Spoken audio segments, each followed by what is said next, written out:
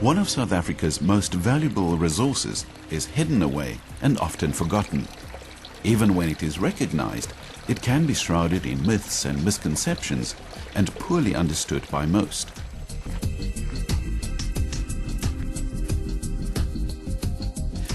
This national treasure is groundwater, and I would like you to join me on a new journey to discover how you really can get water from sand and stone, and often from fractured rock. South Africa is a water-scarce country. We receive an average annual rainfall that is about half the world average. Many areas receive almost no rain at all. Surface water resources such as rivers, streams, dams and wetlands are increasingly under threat in South Africa through overuse, contamination and climate change, and many areas do not have any reliable surface water resources. At the same time, South Africa's water demand continues to grow.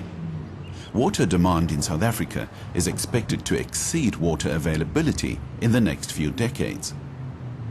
Yet, water is a necessary element for the growth and development of people, communities, agriculture and industry, as well as many types of energy production.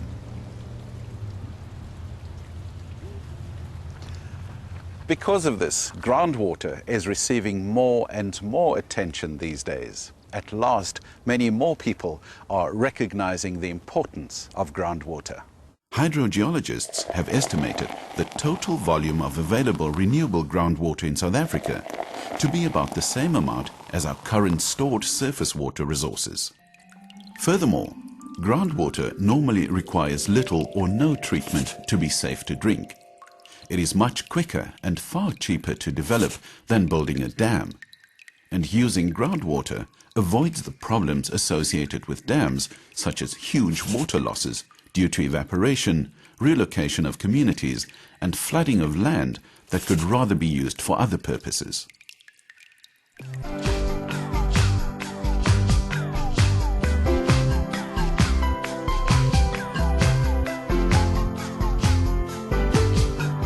But what is groundwater? Where is it? And what does it look like? Let's think about how water gets underground in the first place. If we think about the water cycle, we know that not all precipitation drains away through streams and rivers back to the ocean. Some of this water sinks into the ground where it is used by plants, and some of it infiltrates and percolates deeper underground by gravity to become groundwater. When trying to imagine groundwater, many of us see giant rivers flowing underground.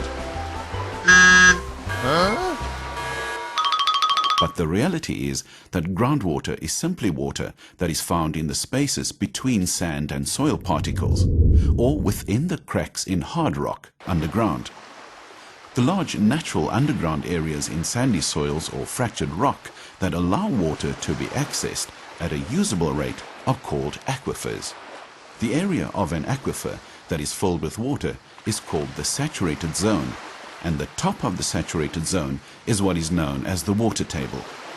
If an aquifer is depleted, the saturated zone decreases and the unsaturated zone increases. So, while groundwater is a renewable resource, the rates at which groundwater can be renewed vary greatly according to the amount of water infiltrating from the surface or adjacent aquifers, as well as the permeability and porosity of different aquifers.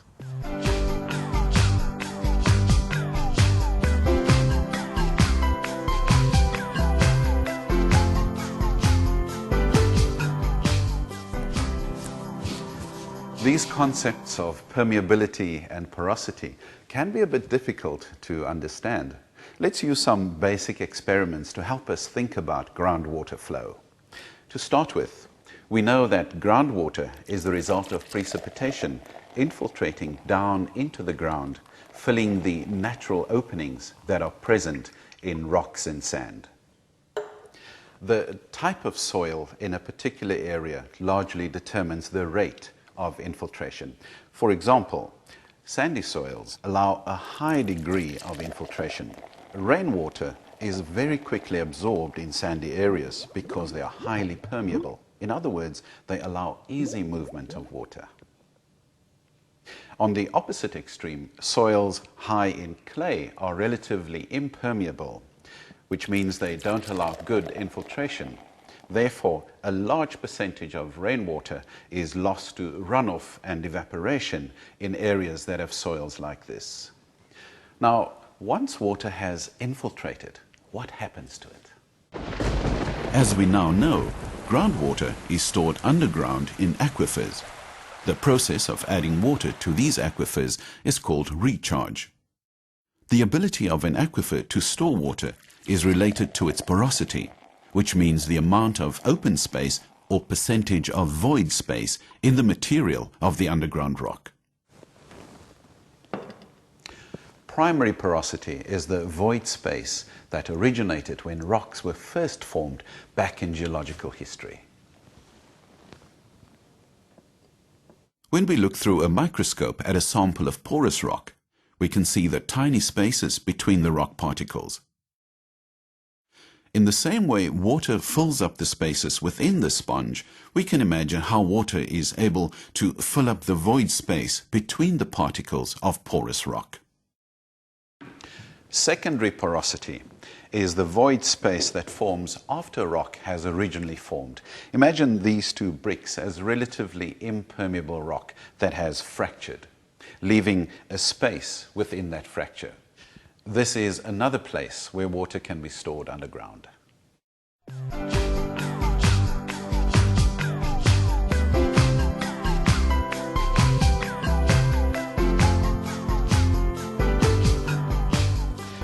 Now that we understand some key concepts, let's take a look at some of the different underground flow paths which form part of the hydrological cycle, from infiltration to underground storage and flow through to discharge back to the Earth's surface. Groundwater infiltrates into soils until it reaches an impermeable layer where it is then held within an aquifer.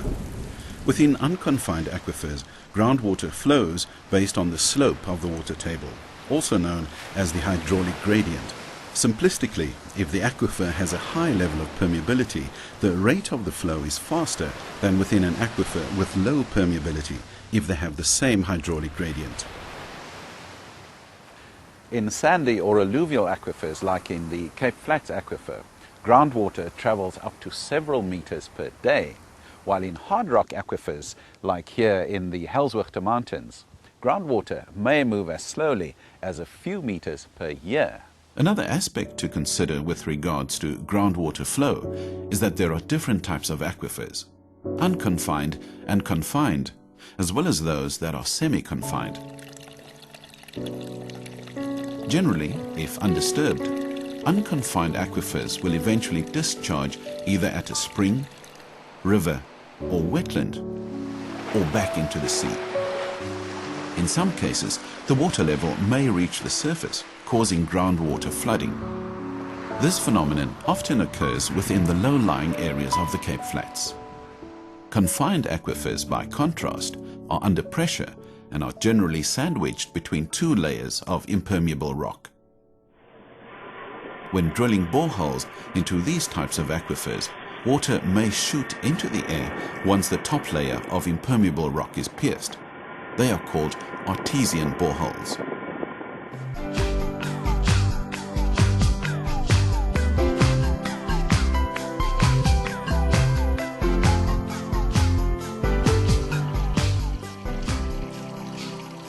So while most of us don't think about it, mountain springs like this one are actually the discharge point of an underground aquifer, the point at which groundwater returns to the surface.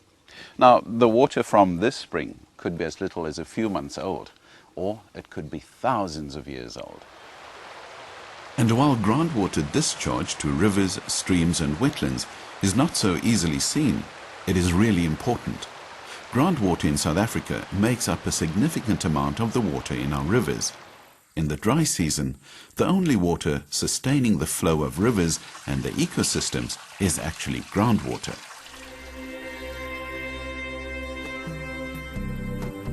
Wetlands are special places for many reasons, and all are at least partially dependent on groundwater.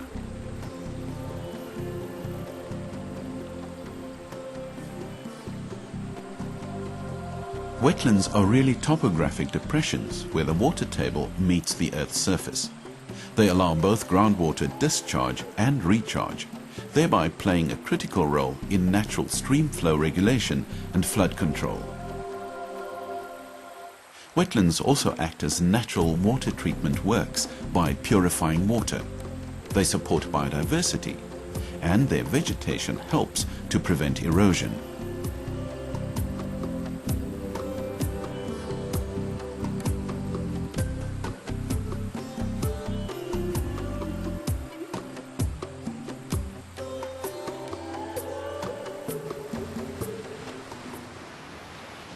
Even groundwater discharge to the oceans is important. For example, groundwater contributes freshwater flow into the unique ecosystems of estuaries.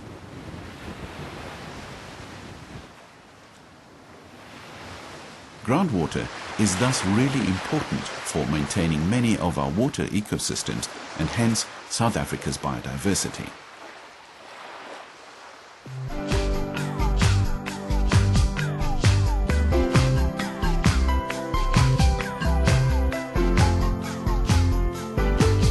Different types of aquifers are found in different areas. Let's take a look at where good sources of groundwater can be found in South Africa.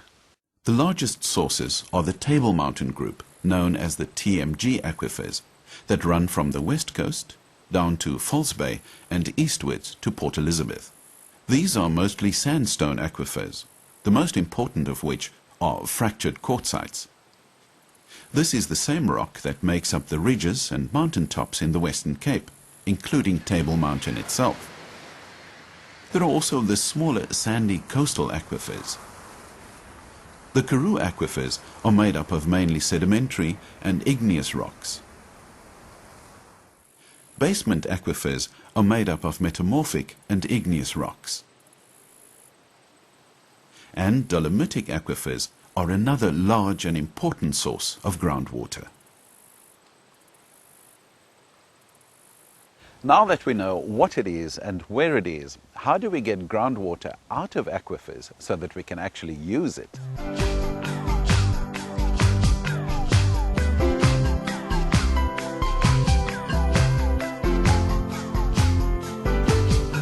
There is a long history of groundwater use in South Africa.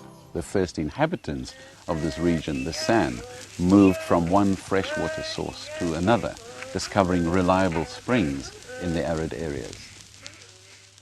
They later shared their knowledge with the early European settlers, so that many of South Africa's small towns were originally founded next to springs or fountains. Another type of area where early development took place was on alluvial plains where wells could easily be dug by pick and shovel. In order to get this groundwater to the surface, pulley systems were worked by hand, donkey-powered or wind-powered.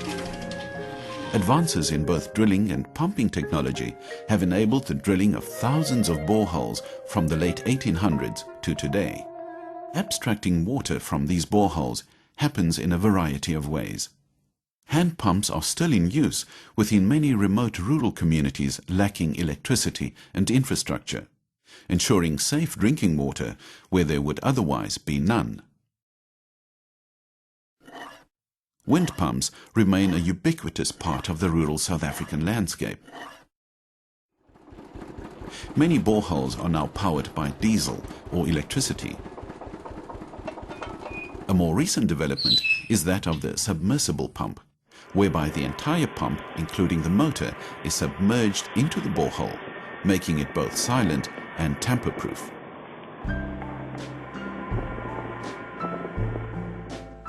Eco-friendly innovations such as solar pumps are also on the increase. It's time to visit some places where we can see groundwater in action.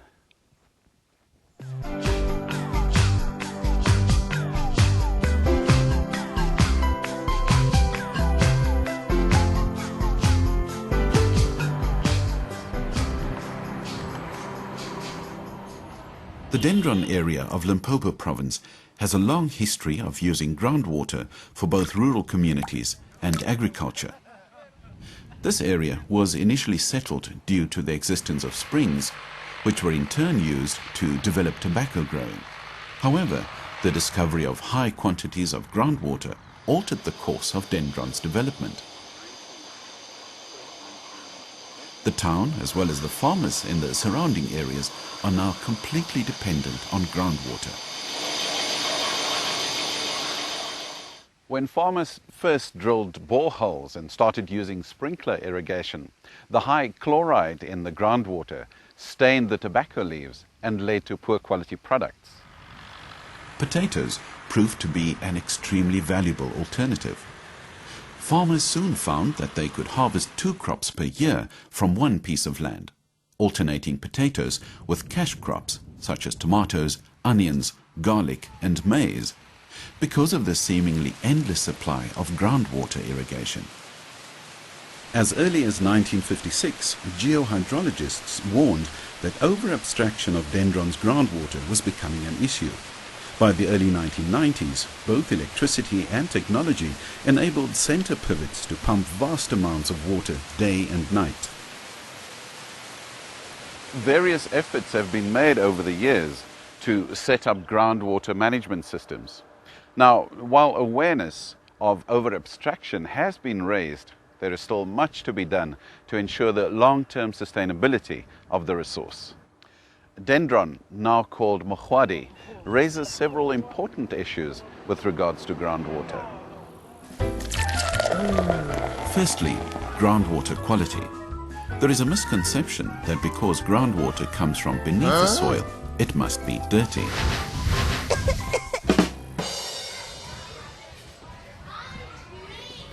Actually, groundwater is normally safe to drink in unimpacted areas because the sand and soil that it passes through naturally filters it of any pathogens. However, as groundwater moves through the ground, it dissolves some of the minerals in the rocks that it comes into contact with. Dendron is also a good example of the different uses of groundwater in South Africa, as it is used for municipal, rural and agricultural purposes. In South Africa, 60 to 65% of our population depends on groundwater, mostly in the rural areas. In terms of the different ways in which all groundwater is used, irrigation claims the most. Lastly, Dendron raises the issue of overexploiting groundwater resources. Groundwater mining is the term used to describe what happens when groundwater is pumped out at a higher rate than it is recharged. Overpumping depletes groundwater resources and can have far-reaching effects on the water table, local vegetation and the ecosystem. Because of both the importance of groundwater and the far-reaching consequences of its overuse, more targeted legislation has come into effect since the Water Act of 1998. Prior to this, groundwater was considered private water under the law, meaning the owner of the land had right of use. Now, the Minister of the Department of Water Affairs is the custodian of all water resources, including groundwater, and any use above the needs of basic human need requires registration of use and licensing.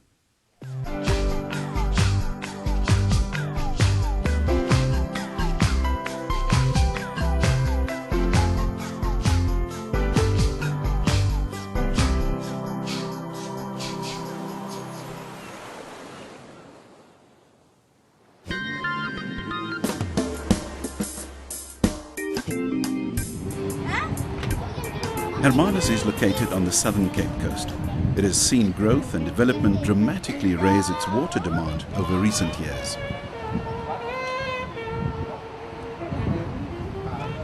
By 2008, the local De Bos Dam provided less than 2/3 of the water required, and the chemical costs of purifying that water had also risen sharply. The water shortage was tackled on 2 fronts, by conserving existing water supplies as well as looking for new water sources. In terms of new supplies, a very high-yielding confined TMG aquifer was exploited that yields 1,6 million cubic meters of high-quality groundwater annually.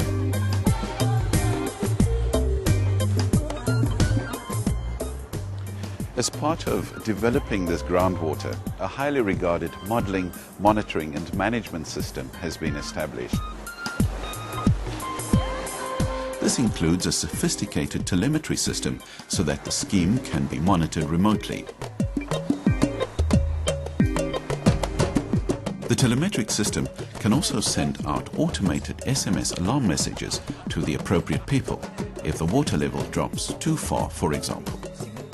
The Hermanus case study is a good example of groundwater managed in a way that maintains sustainability of the resource.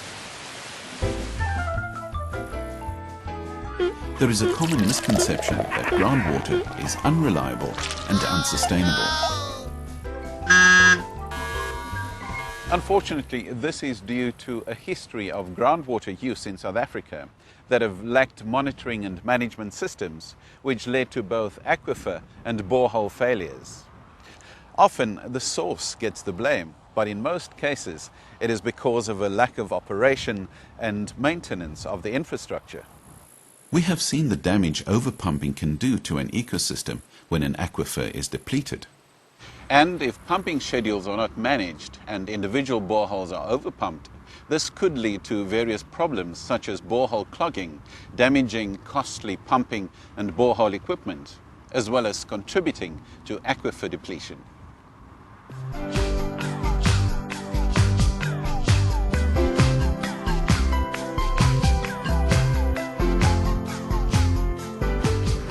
Pretoria is located in Gauteng province, the industrialized and urban heartland of the country. The original water source for the residents of Pretoria came from the groundwater springs of Fountain Valley.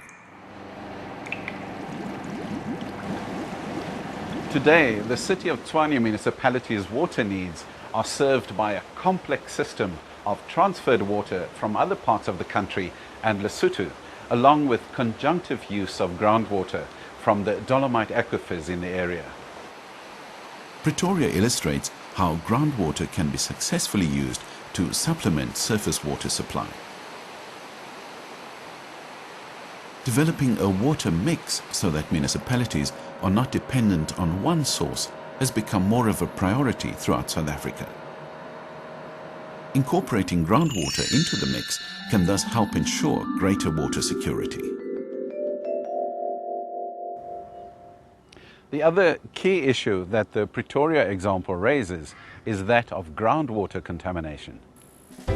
Some people believe that groundwater cannot become contaminated because it is far away from pollution on the Earth's surface.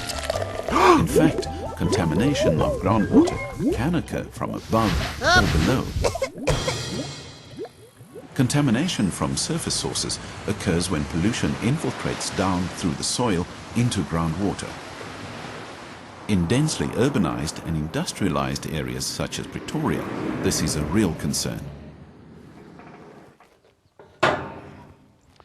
For this reason, boreholes need to be constructed properly. Abandoned boreholes need to be sealed properly. And protection zones around boreholes and aquifers need to become better implemented. Possible human contamination sources include landfill sites, industrial waste, agriculture, sewage, and leaky petroleum tanks or pipelines. Contamination from below occurs when aquifer depletion causes poorer quality water to be pulled in. For example, when coastal aquifers are overpumped, it can cause salt water from the sea to intrude. The critical point here is that any contamination of groundwater is extremely difficult and expensive to address, and sadly, almost impossible to fix.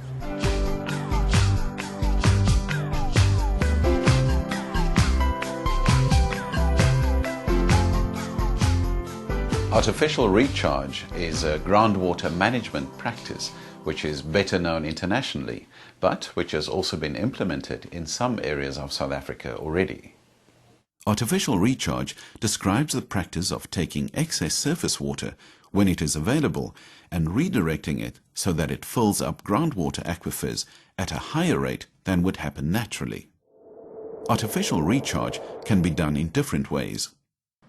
For example, in Atlantis, the City of Cape Town's Water and Sanitation Department owns and operates an artificial recharge management system that has been in place since the early 1980s.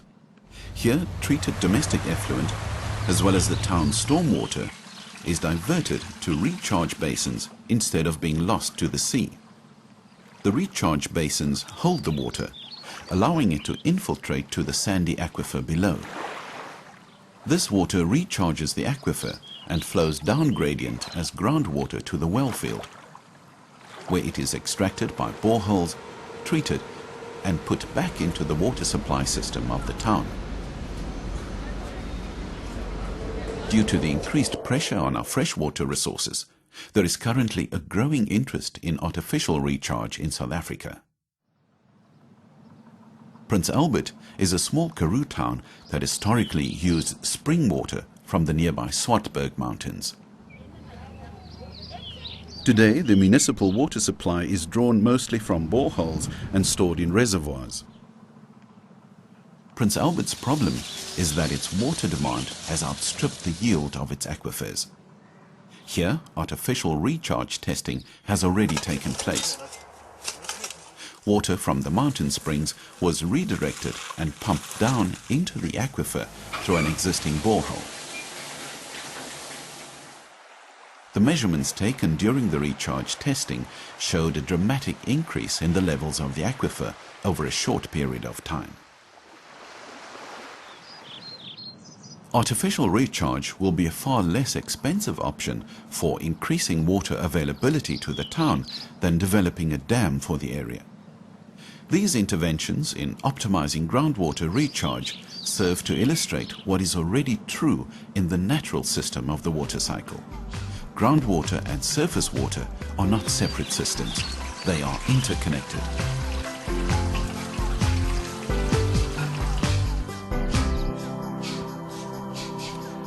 Groundwater remains a largely untapped renewable natural resource in South Africa. Continued growth and development, however, means that groundwater will increasingly become more important to help meet greater water demand. But with a greater development of groundwater comes the responsibility of better monitoring and managing this precious resource.